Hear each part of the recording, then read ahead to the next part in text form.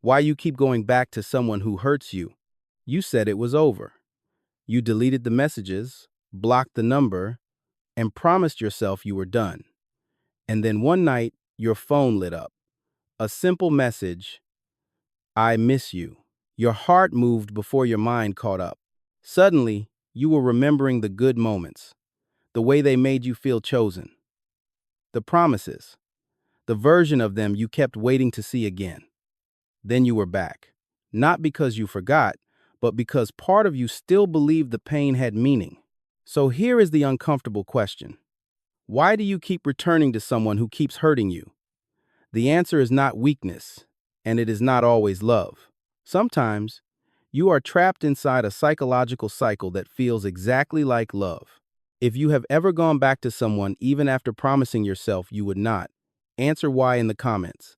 If you have never experienced that, answer N. The first reason you go back is because your brain is addicted to the contrast. Toxic relationships are rarely painful all the time. If they were, leaving would be much easier. Instead, the pain comes in waves. One day they ignore you. The next, they give you attention. One week they criticize you. The next, they say no one understands them like you do. They pull away, then come back. They break you down, then become the person who comforts you. That contrast creates an emotional high. Psychologists call this intermittent reinforcement. It is the same basic pattern that makes gambling addictive. You do not know when the reward is coming, so you keep trying. Maybe the next conversation will be different. Maybe the next apology will be real. The uncertainty keeps you hooked. You are chasing relief, not only the person. When relief comes from the person who caused the pain, your nervous system confuses safety with reunion. That is why the moment they return, you may feel calm, not because the relationship is healthy, but because the anxiety temporarily stops. The second reason is that you are attached to their potential, not their pattern. You remember who they were at the beginning. They were attentive, warm, and made you feel special. That early version becomes the standard you keep waiting for. You tell yourself, that person is still in there. But how often do you actually see that version now? Are you in a relationship with who they consistently are, or with who they occasionally become? Potential keeps hope alive, and hope can be dangerous when it is based on promises instead of behavior. You may be holding on to an imagined future, a future where they change, the pain becomes worth it, and your loyalty is rewarded. But years can disappear while you wait for potential to become personality. The third reason is that leaving feels like losing more than the person. You lose the time you invested, the memories, the plans, and the version of yourself who believed it would work. You may think, I have already given so much. I cannot walk away now.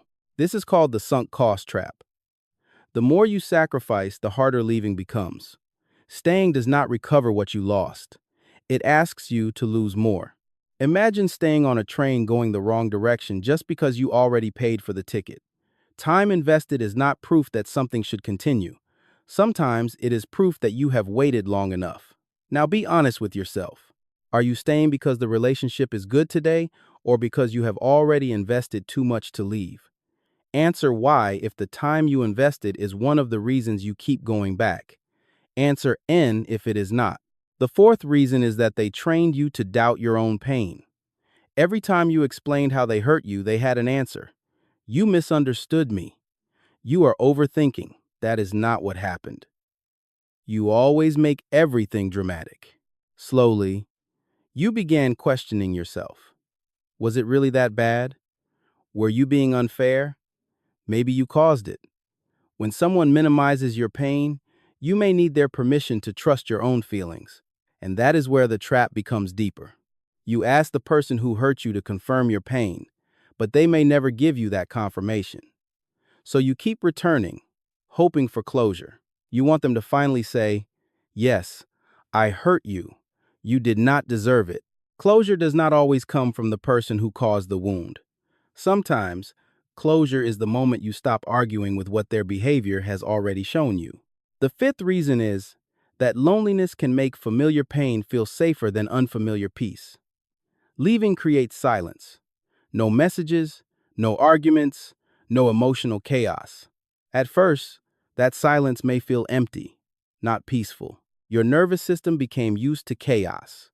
You got used to checking your phone, analyzing their tone, and preparing for the next mood swing. When the chaos disappears, your body may not recognize calm. Calm can feel boring. Peace can feel wrong. And loneliness can whisper, at least when you were with them, you felt something. Sometimes you return because you do not yet know who you are without the relationship. The sixth reason is that pain and love became tangled together. Maybe you learned that love had to be earned.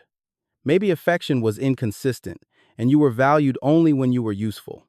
So now, struggle feels familiar. You may believe that real love requires proving yourself, that patience means tolerating more, that loyalty means staying no matter what. But love is not measured by how much pain you can survive. A healthy relationship never requires self-abandonment. The seventh reason is that every return resets the fantasy. When they come back, they may apologize, they may cry, they may promise change, honesty, and effort. For a while, everything feels better. You think, this is the person I knew. But then the old pattern returns. The criticism, distance, disrespect, and excuses. And the cycle begins again. Pain, separation, apology, reunion, hope, pain. Each reunion creates a new beginning without real change. Real change is not an emotional speech. It is consistent behavior over time. Real change accepts consequences and gives you evidence instead of demanding trust. So how do you stop going back? First, stop judging yourself. Shame makes the cycle stronger. If you call yourself weak, desperate, or foolish, you may run back to the same person for comfort. Second, write down the pattern. Write down what happened before every apology.